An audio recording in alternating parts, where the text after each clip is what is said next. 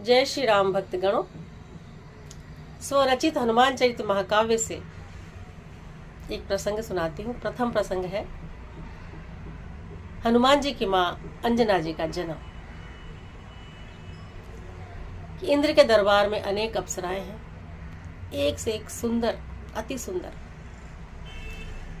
उन्हीं अप्सराओं में एक थी पुंजकिस्थिला, जो सबसे ज्यादा सुंदर थी और उसे इस बात का भी पता था कि मैं अन्य अप्सराओं से अधिक सुंदर हूँ। और फिर इस बात का घमंड भी था, अहंकार भी था अपनी सुंदरता का।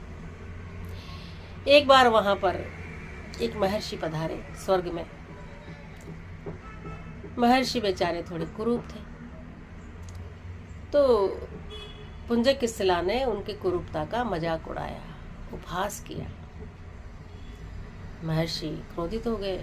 उन्होंने पुंजकिस्थिला को श्राप दे दिया कि सुंदरता का इतना घमंड, जा इसी समय वानरी हो जा।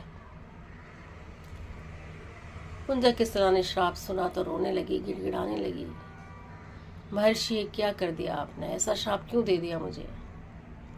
मेरी भूल से बहुत बड़ी भूल हो गई। क्षमा याचना करने लगी, रोने लगी, पाँव में गिर गई, चरणों में गिर गई। जो स्त्री दिन में 10 बार दर्पण में अपना चेहरा देखती हो, अपना रूप खुद निहारती हो, अपने रूप सौंदर्य पर मुग्ध हो, उस स्त्री को ऐसा श्राप दे दिया जाए तो उसकी क्या स्थिति होती है? वो स्थिति पुंजकिस्थिला की हुई। खूब रोई, गिड़गिड़ाई। महर्षि को दया आ गई।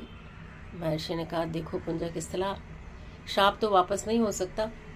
बस मैं इतना कर सकता हूँ कि इस जन्म में तुम जब चाहो वानरी हो जाओ, जब चाहो स्त्री हो जाओ, किंतु अगला जन्म जो तुम्हारा होगा ना, वो तो वानर जाति में ही होगा। मैं कुछ नहीं कर सकता। कुछ वर्षों पश्चात धरती पर राजा कुंजर, जो वानरों के राजा थे, उनके यहाँ एक पुत्री का जन्म होता है। और जब नामकरण संस्कार होता है, उस दिन उस पुत्री का नाम रखा जाता है अंजना। तो सुनो तपस्वी का यहाँ शाप हुआ फलीभूत, जन्म अंजना का हुआ धरा हुई अभिभूत। तो ये शाप यहाँ पर जो दिया था तपस्वी ने, महर्षि ने, वो शाप यहाँ फलीभूत हुआ और पुंजकिस्थिला ने वानर जाति में अंजना जी के रूप में जन्म लिया। अंजना जी पिछले जन्म का सौंदर्य लेकर जन्मी थी।